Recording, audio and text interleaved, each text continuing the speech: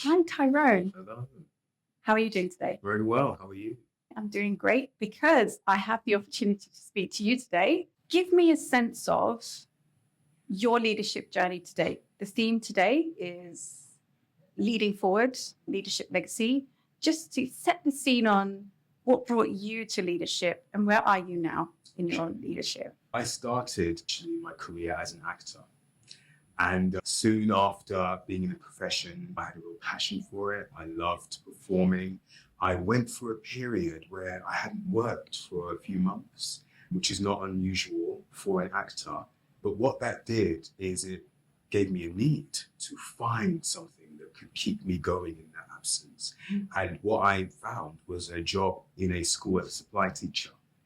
And everything changed that day because after the first day, students came to me and they said, "Sir, that was a great lesson.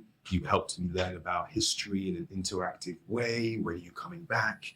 And that's when I thought, this is for me. Was it that moment? It was that moment. Everything changed. I then embarked on a teacher program to get qualified teacher status. And then I left the acting profession behind me. I severed ties with my agent, which was much to everyone's surprise.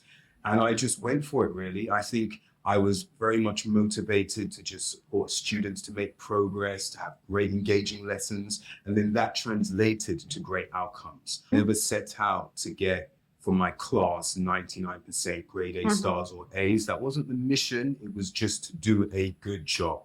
And then when that was realized, it was fantastic. And suddenly my head teacher started to say, "Can we have other teachers come into your classroom? Can other people learn from you and watch?" And that's what happened. And then that enabled me to move beyond drama. And I oversaw initial teacher training and mentoring across an alliance of 9 schools. And that gave me a real thirst for sort of leadership more generally. And then ever since then, my career has just moved forward with that kind of pursuit to do better by students. But now my focus is a lot on adults and leading through them. And I hope that my legacy, where leadership is concerned, is about the growth and empowerment of others and the importance of what can work well for students can work well for adults. Just as we have pedagogy at our forefront for students, the pedagogy behind how you develop adults is also crucial, particularly in the climate that we're in. Amazing. We didn't speak about your journey prior to being on camera. So I'm like listening in as well. Like, oh, that's so interesting. So speaking of that, taking stock of everything that you've said about your slightly alternative path to the sector and to school leadership, I've got our conversation cards here. Which aspects of your school's culture would you most want to persist beyond your tenure? I think one of them is the school culture around respect. When I first joined my school, I loved it, Cocktail School for Girls. It was amazing, but we recognized that the students, we weren't seeing the best of them when it comes to that value of respect, which is one of our values. Now, I think as a school, we are very much focused on respect. Everywhere you go, we have signage that says, "We say please, we say thank you." It's a small thing, but I would love to see that aspect of the culture, which I don't think I necessarily led on, but I think I contributed working with the team, pointing out that it was something that we needed. I think the respect culture for students and for staff, I think it's about that culture of staff development and sort of continual drive for improvement, but in a collaborative that's less about leader says, teacher follows, and more about us moving along together. So student agency, a little bit of teacher agency. Absolutely. Can say it's a lot of empowerment. Would you say it's top down, bottom up empowerment, or both? Yeah. Or strategically selected? Yeah, that's a good question. I think it's probably a bit of everything. I think there needs to be an element of top down, even though just to use that language goes against what I believe, but there does need to be that direction where it's, as a school, this is what we are working toward. Because many middle leaders or teachers require that direction, not someone to say, look, this is what we're working toward. But it's once you've got those colleagues clear on the vision, you've got their buy-in, so they're aligned, but then it's like relinquishing that and it's, okay, what does that look like in English? What does that look like in year 7? What does that look like in history? And that is when it's, okay, step back, just as you would in a classroom where you give that direct instruction and now it's over to you to have that thirst for knowledge and next. Or to decide how that outcome is realized and expressed. Because that's what's kept me in education, that ability to be creative. If I didn't have that as an early career teacher, I don't know if I would still be here. So interesting that often, and I've seen this a lot, those who have a creative spirit tend to inspire educators more than if they are very logical and very systematic, because I think humans, the human spirit, by the very nature of it, has an affinity to creativity. We all are, we find wonder in art. We find wonder in watching a piece of drama. We get immersed into it and our imaginations are rife, like reading a really fantastic book. We get sucked into this world that only we really, it's our interpretation of it. It's very personal. I've always found, and I'm just remarking on it out loud, that leaders who manage to capture the imaginations, hearts, minds, but imaginations too, of people, small people, big people, tend to have a better impact. So if you're creative, use your creative spirit at work as well as otherwise. So speaking of, actually, this leads me nicely into this question. How do you ensure your legacy encompasses both academic excellence and character development? I'm very proud of it's going on 10 years now, but there was educational reform and we were clear that we were moving away from A stars, A's and B's to 9, 8, 7, 6, 5, 4, 3, 2, 1. I teach drama. So for drama, one of the implications was that drama teachers would no longer be able to direct students in readiness for devised theatre performances. Now, that made me panic because everything that had happened up until then was because I would be directing students, you should use this accent, and let's use Artaud, and let's have a good Toscan use of spiritualism here. So I was thinking, how will I get my students to that same height if I'm not directing them? I turned my problem into a master's, and I did a master's in self-directed learning, and I created a pedagogy called ESCA, exploring, sharing, connecting, affecting, and innovating. And the idea is I planned lessons following that. So the beginning of the lesson would be explorative, then it would be sharing, then connecting. Because my aim was, if I can get students to learn in this way, I can support them to hit the criteria without me directing them. And I think that would be my legacy in terms of how I merged academics and character, because the idea is everyone in my classroom was an explorer. Everyone in my classroom was empowered to share. Everyone in my classroom was encouraged to have a strong connection to the character and the emotions and the context. So to me, it was about a personal development / academic success. And that was what was most important to me and for my learners. And what I don't say enough is I still utilize that pedagogy when I'm working with staff, but I'm just not so explicit about that as I was with students. You took me back to 2003, which is quite a long time ago, where I was in a classroom where I naively, to a degree naively, was like really trying to make these children passionate about fractions, passionate about it. We had food, we were cutting it up. I was on a Teach First program in East London, and I had the kind of mentor teacher who is known for being quite sort of authoritarian, come to me and say, did they meet the objectives? She was mentoring me. It's okay, that was her style, but did they meet the objective? Could they do it or not? And I was like, no, I was making them love it. I was making them love fractions before I made them do it. And I think that's more important than just getting them to do question 1, 2, 3, 4, and 5. And when they truly love it, love why I love it, or love why they love it, they'll then be able to have the confidence to tackle any question. It doesn't matter which one. And I saw this kind of weird look in her eye that was like, is she crazy or is she brilliant? I can't tell. She just went and then said, whatever, just make sure they're ready for the test. Wow. So it was very weird to be in a situation, because I was treated like an extra pair of hands in that school. the outcomes were there. So she then left me alone. Because the outcome was there, I was then allowed to do whatever you're doing, just make sure that they're ready. So it was interesting to be in that circumstance where someone who is outcomes driven, high stakes, etc., doesn't understand the method in your madness, but then says, okay, if they don't get the results, you're going to do it my way. Right. But if you do get the results, Then, I'm going to back up and let you carry on. That's a wonderful So it's thing. interesting that you took me back to that moment, Wow. really, because you said that you had this pedagogy self-directed. And what rings true with both stories is this concept of loving what they're doing. Absolutely, because I think when you're a school leader, you do have to be aware of, thank you for sharing that, because that's actually inspired me further. I'll come back to you. Okay. But when you're a school leader, you do have to look at accountabilities. You do have to look at Ofsted. You do have to look at what the exam board is looking for.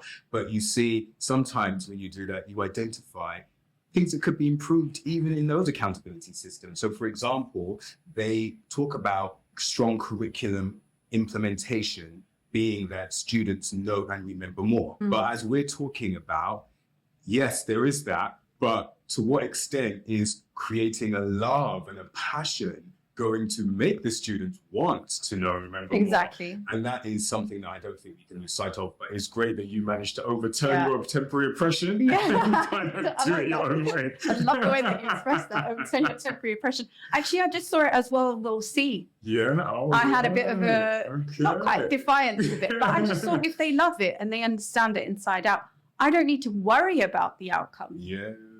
So I came with that kind of maybe slight naivety as a young teacher, but I think that's why it's important to embrace and respect new recruits, because there's always a new idea. Reverse mentoring is something that I very much advocate. There's sometimes where pairing an ECT with a strategic school leader and getting them to interact and talk. Oh, this is what I'm doing in my work. And they say, this is what I'm doing in my work. And they're speaking as equals about their work. Like, how about you try? How about you try? And they're both talking about their own roles without needing to go too in depth about what each are doing, but inspiring each other to do better in their work. And reverse mentoring, you can look it up. It's seen to have good outcomes, not just a nice to have, but also it opens doors to diverse perspectives and questioning and thoughts that you hadn't thought of at all. Yeah, so it's a good tip. We're up to number 3. Wow. Okay, Sure. what distinguishes a temporary improvement from a lasting educational legacy? Wow. I think temporary improvement is usually something that comes, to me, is usually a byproduct of kind of an initiative that we have to roll this Like out. a push. Yeah, we Yeah. need to have everyone smiling, and in every classroom there's a Well, like a rote learning initiative. Absolutely, and I think that it's usually not sustained because it's not sustainable, or it's something that's been rolled out without getting people's hearts and minds to understand why they're doing Like it. compliance orientated. Absolutely, that's something that tends to be temporary, but the sort of long-lasting change, I think, usually comes about, when there's a culture that people can buy into, people understand why, but then there's a building of momentum.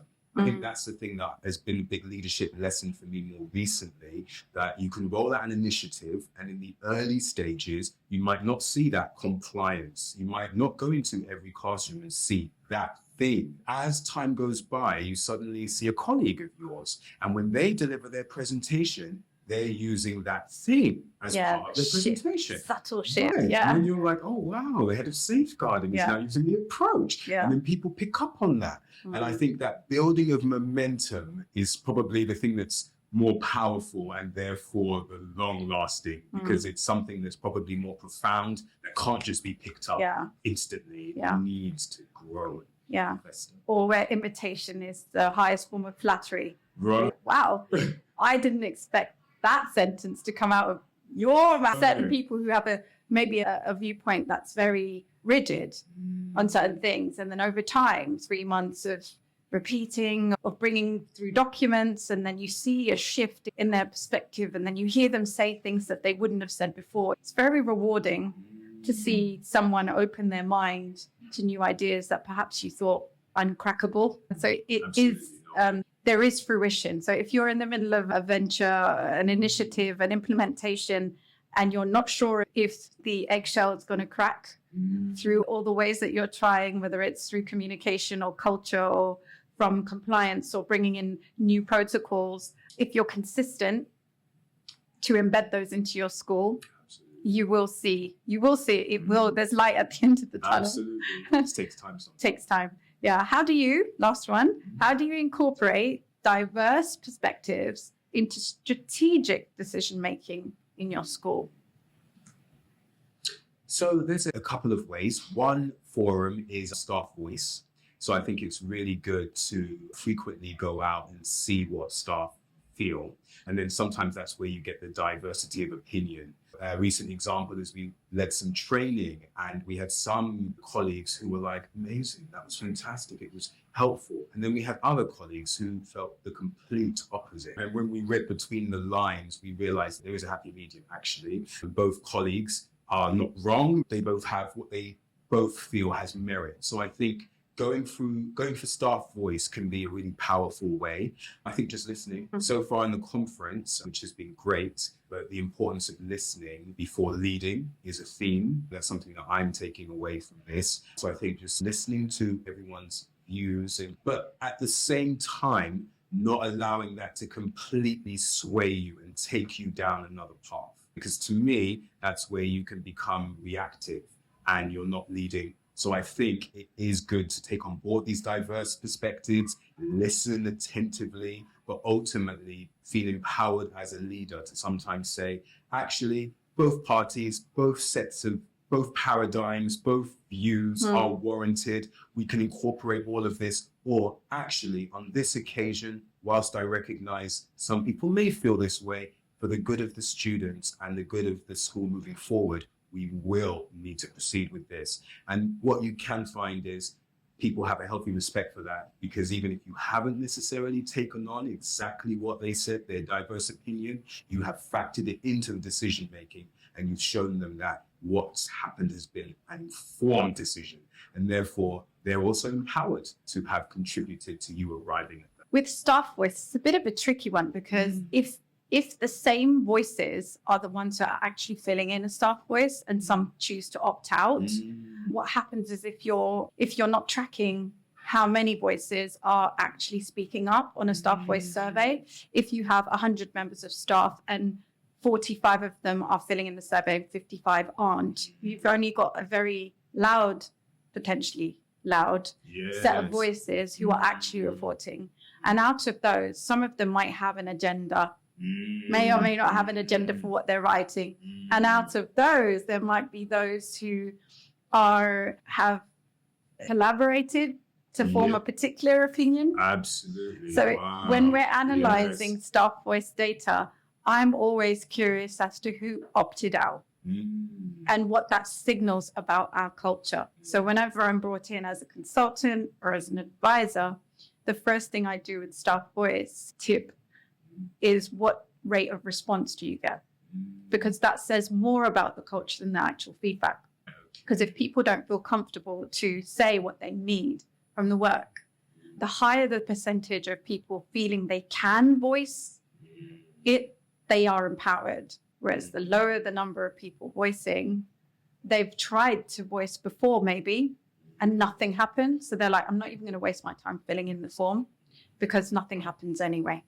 And then they don't. So I would advise all school leaders to look at the response rates and very subtly see if you can investigate in a very empathetic, forward-thinking and supportive way why certain people, there might be some voices clearly why they didn't participate. Maybe they're already on their way out. They've got another job in September, or they're disgruntled about a certain other thing and they're using the survey as a way to show strike action or something. Right. But knowing what chunk of your staff are not voicing and why is a really good way of rooting out root causes of key issues, critical issues that maybe you're missing. No, I think that's really well said. That's some more leadership learning for me as well, and that really informs you to make that decision about which way to proceed, because you've got that. Or maybe there's some sort of cross wires or miscommunication or misalignment between teams that we didn't see, blind spot. So it helps to just create a trail. But as I say, it's with the intent to help, not with the intent to find out the culprit. Or if you go with that energy, they're just going to be shut down anyway. They won't be open to they'll see it as an interrogation. Yeah. Interesting. Yeah. Lastly, I'd like you to summarize what you mentioned, your legacy, the approach, your pedagogy that you brought into that I'm going to ask you more about off camera, the self-directed learning, because what I didn't realize, and this is a side point, was that we probably could learn something about the concept of direction from acting, the director, and the role, the technical concepts of direction. But I didn't even think of that until you said it at this moment. When we say self-directed learning, right, I see. there's the whole technical expertise in direction that we maybe could be tapping into in pedagogy. And I'm sure there's someone already out there doing it. Or there's a PhD out there. There's a thesis out there on it already. But I want to further my knowledge of that. So that's something I'm taking from this conversation. But 3 words, please, of what you would want to share with a leader out there, aspiring leader, someone who's leading but not feeling like their efforts are connecting, someone who maybe felt like I felt when I was told to get the results in fractions, or someone who doesn't click with their leaders and managers, a message for them that enables them to see themselves as a leader today, tomorrow, and moving forward. That's a really big question. I think family is important. I think we can get all consumed and we can really just immerse ourselves in work, and that can be great because it's passion for many people. But I think the importance of having that family network, people that you can go to and get advice and seek comfort from, I think that is something that is really important when you're having those days where you're feeling like, can I do this? Just making sure that you open up your support network. I think it's important to capture the good things, and be thankful for the good things. So, if you are having one of those days, but you have an interaction with someone that's positive, capture that. Whether that's a note on your phone, whether that is something on your diary, because in those moments where you do feel a little bit low, you can revisit those and remember that smiling face from that student in year 7, that positive interaction with that colleague in the staff room. And I think always look for opportunities to grow and keep in mind that doesn't have to be in the linear conventional sense, like next assistant head, then deputy. That has a place, but so does other growth. For me, it's coming here. For me, it's stepping out of my comfort zone, out of the UK, finding out about a wonderful opportunity and a wonderful conference, having the inner belief that I'm going to just put in an application and we'll see. I'm going to just try and see if they'll accept me. And then they did, and here I am. So I really think that it's important to look for ways to grow. That will really hopefully hold you in good stead, but just keep going. Yeah. You are valued. Amazing. I don't wait to update my CV to write down things that I've achieved, because actually sometimes I don't remember. We go through life and help people do things and do what's necessary. But for other people viewing that, they would actually see that as impactful. And anyone may feel that's just routine. I'm just doing it because I'm supposed to do. But that in itself is impact. So where you mentioned writing it down, noting it down, journaling, or keeping a note, these are the personal things that I feel like I've developed in. This is the professional impact I've had, even as a note to self, as you've said. But don't wait till your CV needs updating to start writing. Overfill it with impact.